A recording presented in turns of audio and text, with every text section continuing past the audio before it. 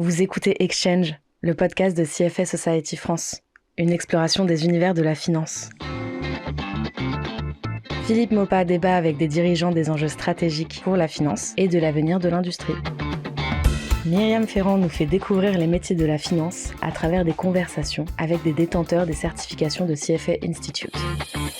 Lenny Kessler échange avec des experts sur les enjeux extra-financiers auxquels la finance peut contribuer de manière effective, tant en matière de durabilité que d'impact. Bonjour, je suis Lenny Kessler. Aujourd'hui, j'ai le plaisir d'accueillir Virginie Vitiello. On va parler de finances durables. Bonjour Virginie. Bonjour Lenny.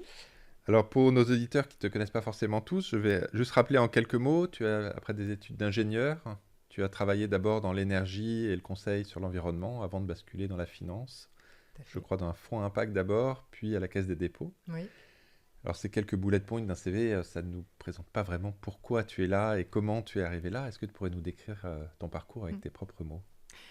Oui, alors écoutez, effectivement, je suis un ingénieur chimiste et en fait, ça a commencé en 2002 quand j'étais stagiaire chez Dow Chemical. Donc moi, à l'époque, j'adorais la chimie et je voulais en faire ma carrière. Et je faisais un stage donc, en analyse, en chromatographie en phase liquide de pesticides. Et au même moment, en fait, je lis Printemps silencieux de Rachel Carlson. Et c'est pour moi un vrai choc. Et je me dis, je ne peux pas continuer à travailler dans la chimie, en fait, alors que j'ai fait des études pour ça. Et donc, en dernière année d'école d'ingénieur, donc je me spécialise, j'ai la chance de pouvoir me spécialiser dans l'environnement en Espagne pour ma dernière année d'études d'ingénieur. Et donc, je décide vraiment de dédier ma carrière à l'environnement. Je me spécialise dans ce domaine. Et en 2005, c'est le protocole de Kyoto. Protocole de Kyoto qui entre en rigueur. Et pour moi, c'est important de me spécialiser dans le climat. Donc, je me spécialise dans ce domaine-là. Je deviens auditrice tierce partie accréditée par les Nations Unies pour auditer des projets de réduction d'émissions de gaz à effet de serre. Et j'entame une carrière à l'international donc, en tant qu'auditrice pour le compte des Nations Unies. Donc, je parcours le monde pour compter ces émissions de CO2. Mais malheureusement, je vois qu'en 2012, le protocole de Kyoto s'arrête et les émissions de gaz à effet de serre n'ont pas diminué. Donc c'est à ce moment-là où je change un petit peu et je me spécialise plutôt dans la transformation des organisations avec les normes ISO, donc 14001, 9001, 18001, 16001. Et donc je suis à l'époque en Afrique, je suis à mon compte et je travaille donc pour des entreprises qui ont besoin d'être accompagnées sur ces thématiques. Il n'y en a pas beaucoup à l'époque. Et c'est là que je rencontre la finance à impact, la finance durable. Donc je travaille pour des bailleurs, l'AFD, la Banque mondiale. Et je vois vraiment sur le terrain ce que ça veut dire la finance durable. Je vois des entreprises qui me demandent de mettre en place des actions environnementales, des plans d'action environnementaux, de faire attention à leurs salariés. Voilà. Donc pour moi, quand je reviens en France, donc c'est en 2017, je me dis je veux travailler là-dedans. Je veux travailler dans la finance durable parce que je vois en fait l'importance de cette finance sur le terrain. Et donc, en 2018, eh bien, j'ai la chance d'avoir cette opportunité-là, d'intégrer Stoa Infra-Énergie, qui est un fonds d'investissement à impact qui a été créé donc, par l'AFD et la Caisse des dépôts, justement pour financer des projets à impact, des infrastructures et des énergies dans les pays émergents. Donc, moi, j'avais une forte expérience en Afrique. J'avais travaillé 5 ans au Congo. Et donc, je deviens la responsable ESG de ce fonds. Je mets en place des politiques, des procédures pour faire en sorte que ce fonds impact ait un impact positif sur l'environnement et maîtrise ses risques environnementaux et sociaux. Mais aussi, je me rends compte que ces fonds impact, en fait, c'est finalement dans le monde financier, parce que du coup, ça m'ouvre la porte de la finance, et c'est une goutte d'eau dans les flux financiers. Le financement à impact, c'est quoi ? C'est 0,3% des flux financiers mondiaux. Et donc, je me dis, c'est au cœur du système financier finalement qu'il faut travailler. Et c'est comme ça que j'intègre la Caisse des dépôts en tant que responsable finances durables. Et aussi, c'est là qu'on s'est rencontrés, je participe à la CEC Monde Financier.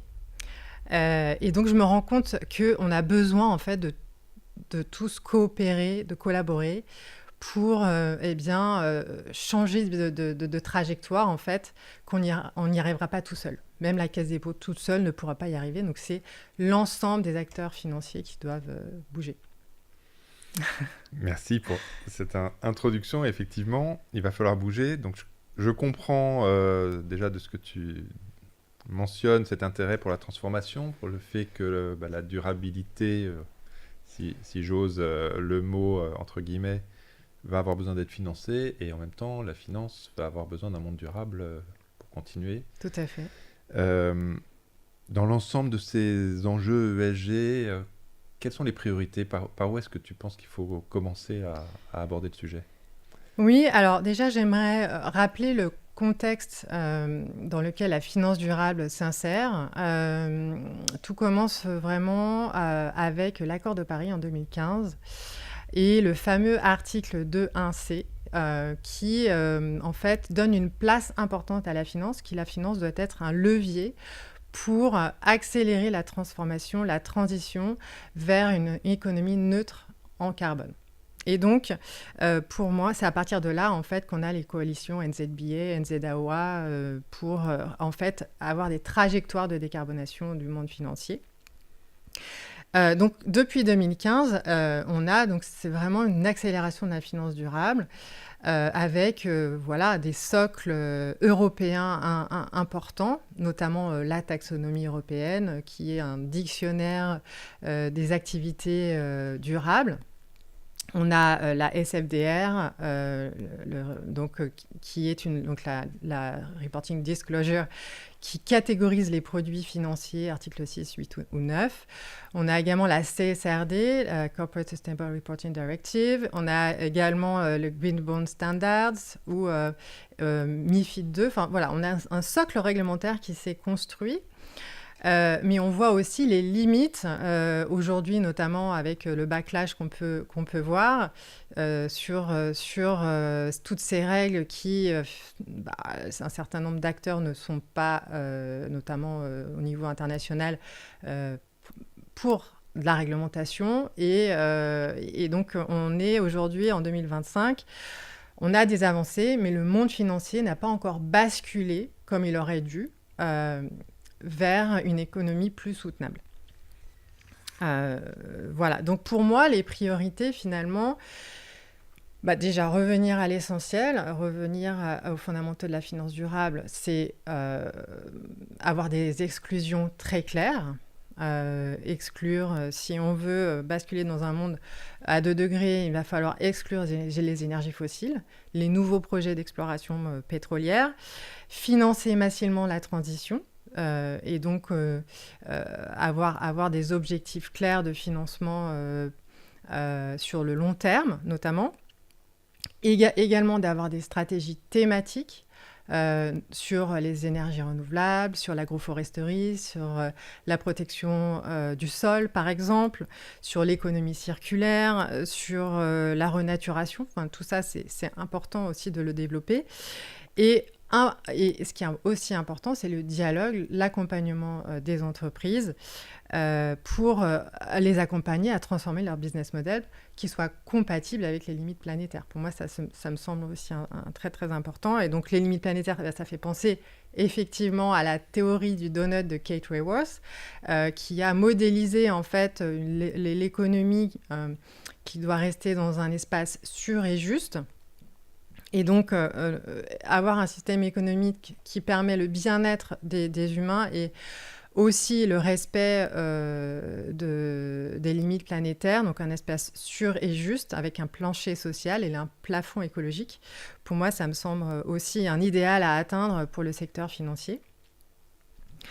Et donc, l'enjeu, c'est aussi la coopération entre acteurs. On a effectivement aujourd'hui, je dirais, des acteurs, des initiatives qui sont mises en place en Europe. Donc, on a InvestEU, par exemple, ou bien on a le Fonds vert pour le climat. Ce sont des initiatives internationales pour aller dans le bon sens.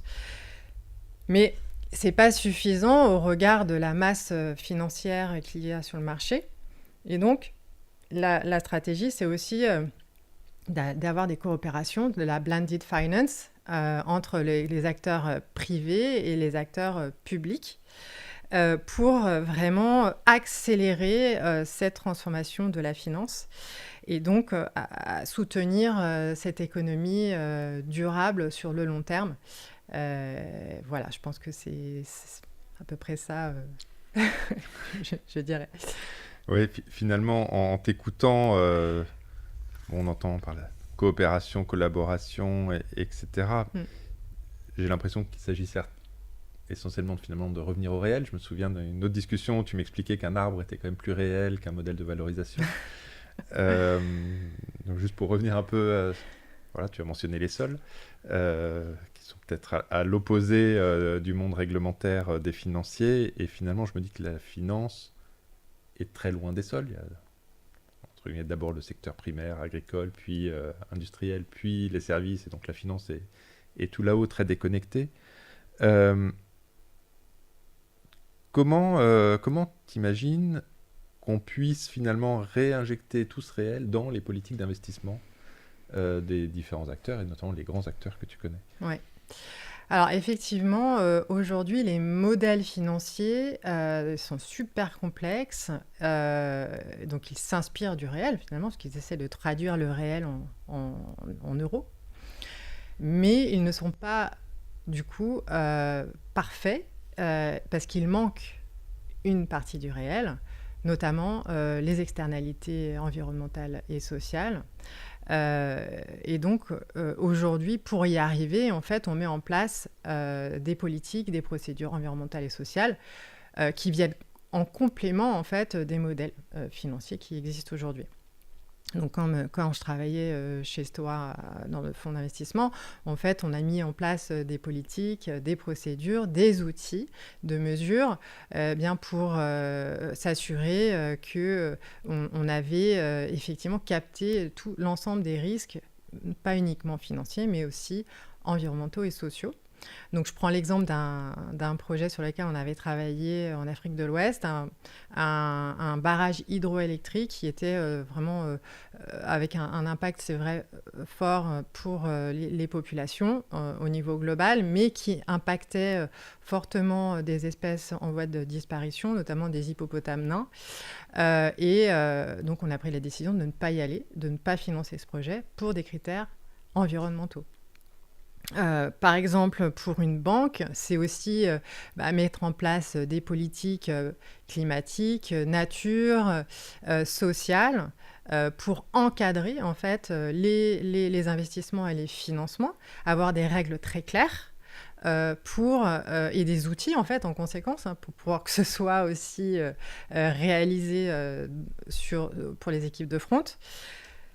Pour pouvoir en fait infuser donc ce réel, pour moi c'est l'environnement et le social en fait, ce n'est pas des euros, infuser cela au plus proche du terrain, voilà.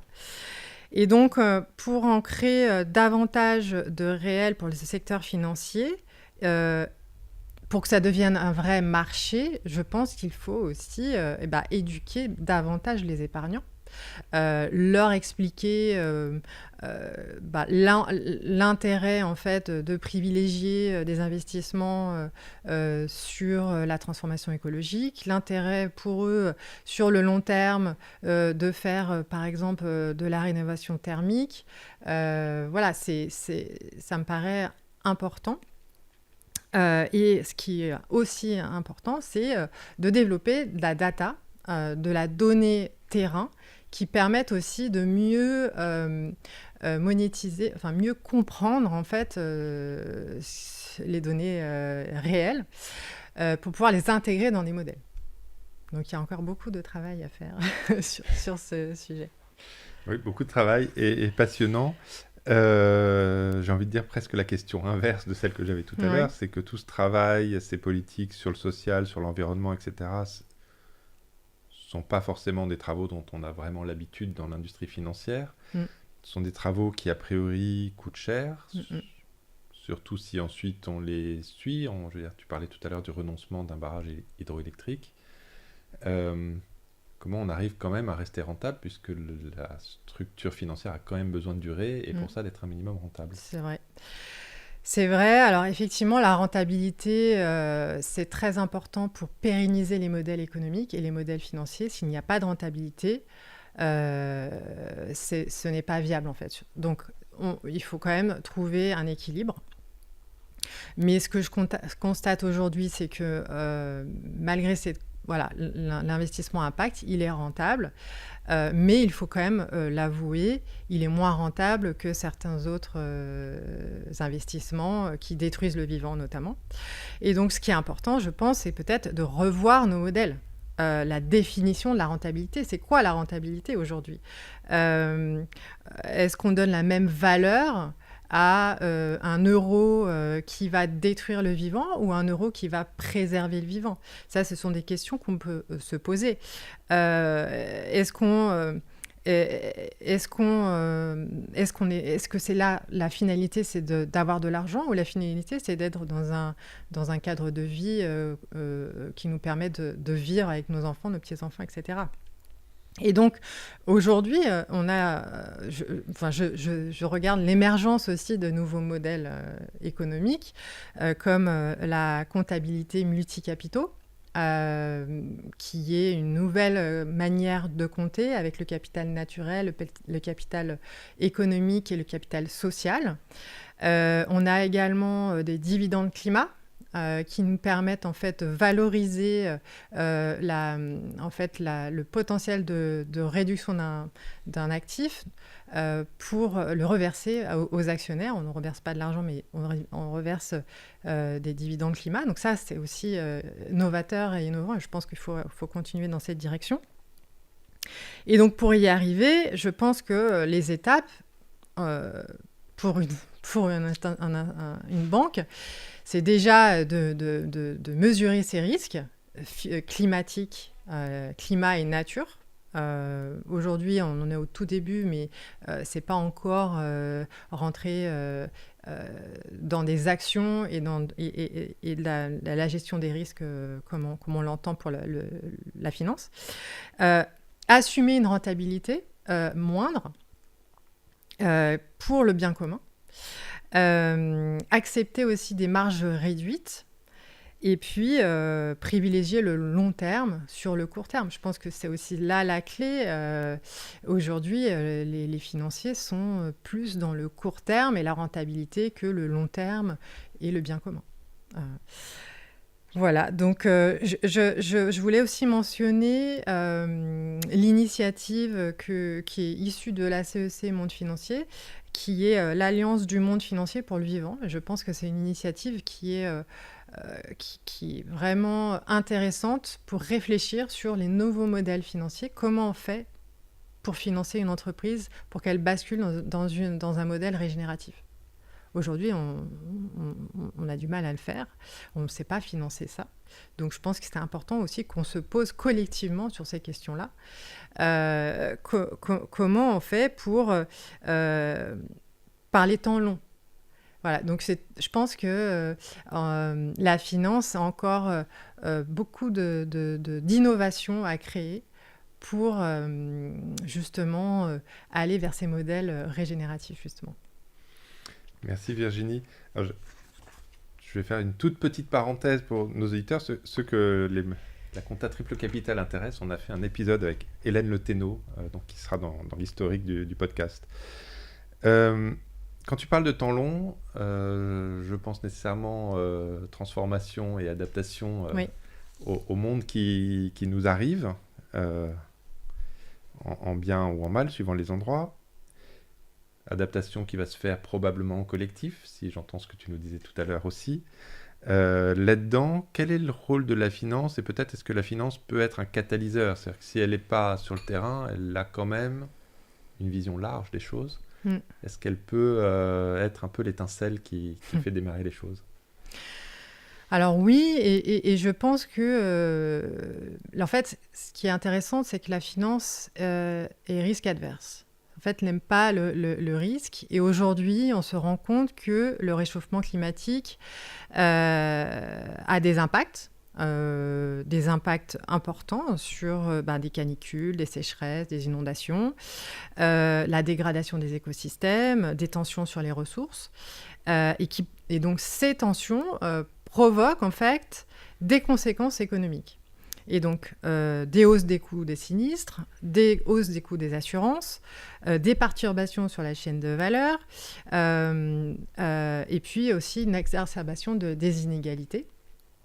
Et donc, je voulais rappeler les chiffres qui viennent de sortir de la Cour des comptes, donc dans son rapport tout frais, qui précise en fait qu'en 2024, 300 milliards d'euros en coûts économiques directs liés aux dérèglements environnementaux. Et en France, si on ne change rien aux politiques déjà engagées, le réseau mondial des banques centrales estime pour la France une perte de 11,4 points de PIB à horizon 2050.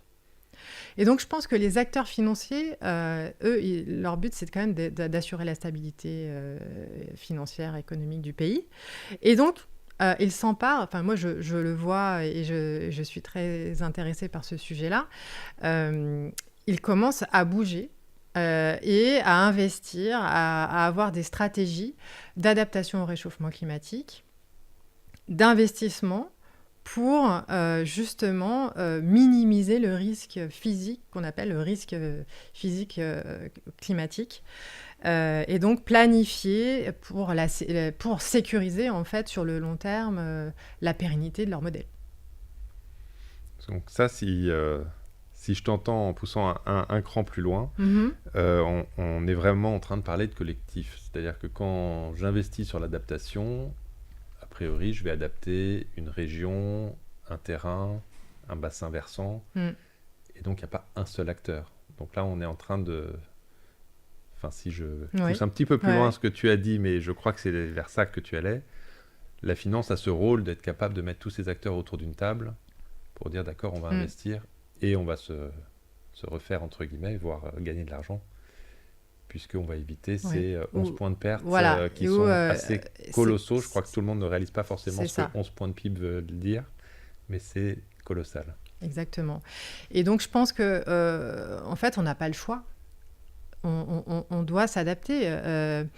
On le voit, il va y avoir des zones bientôt qui ne seront plus assurables.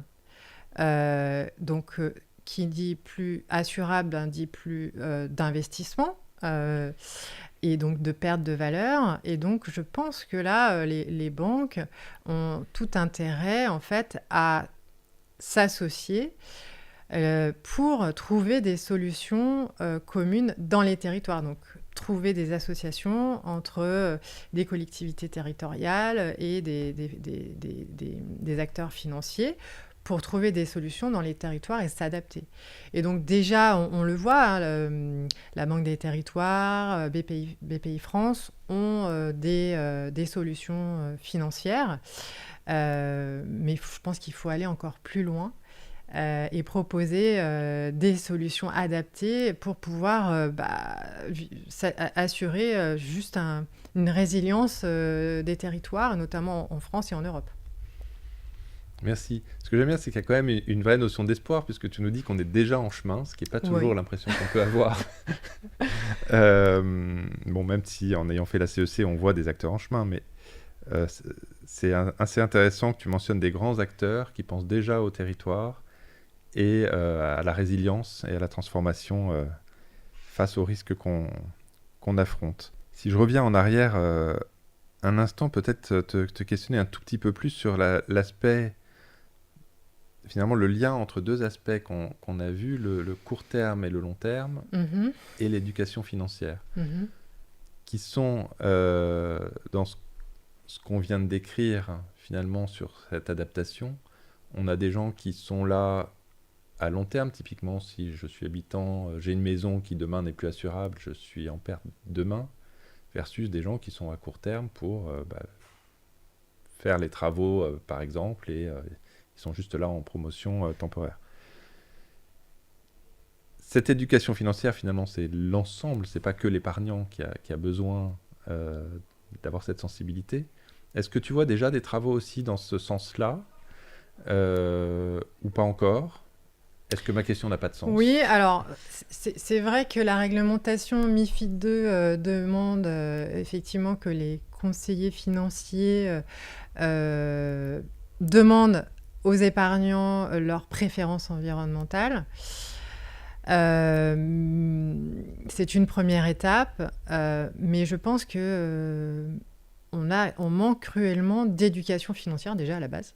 Enfin, moi, honnêtement, avant de travailler dans la finance, j'y connaissais rien. Je m'y étais pas intéressée plus que ça. Mais je pense aussi, en fait, qu'on a besoin d'avoir plus de vision long terme sur la stratégie du territoire. En fait, je pense que de se projeter, de visualiser, en fait, comment on vivra en 2050. C'est quoi les changements qui vont opérer en 2050 ? Est-ce qu'on vivra aussi bien, ou bien quelle sera la température, les inondations, comment on vivra ensemble en fait, et peut-être avoir un imaginaire collectif à bâtir ensemble. Je pense qu'on a un peu en ce moment besoin de ça en fait, pour pouvoir avancer. Quel futur souhaitable on veut ? Comment on veut que nos enfants vivent ? Est-ce qu'on veut qu'ils soient derrière leur écran, leur tablette à jouer à la console, ou est-ce qu'on veut qu'ils s'émerveillent du vivant en fait ? Je pense qu'on a besoin aussi de réinventer notre imaginaire et se projeter dans la vie qu'on veut vivre demain. Je pense que là, on va au-delà de la finance, mais je pense qu'on a besoin aussi peut-être de rêver un peu et de rapprocher donc ce rêve-là avec les financiers dans leur quotidien, pour se projeter sur qu'est-ce qu'on veut construire de la finance aussi, à quoi elle va servir. Merci Virginie, avec cette question, tu vas nous faire rêver tous, les financiers et les autres. On a une dernière question un peu traditionnelle sur ce podcast, et je pense qu'en parlant du rêve, la transition est toute faite. Est-ce que tu aurais des recommandations de livres, de podcasts, de films pour nous faire rêver ? Alors, pour faire rêver, oui.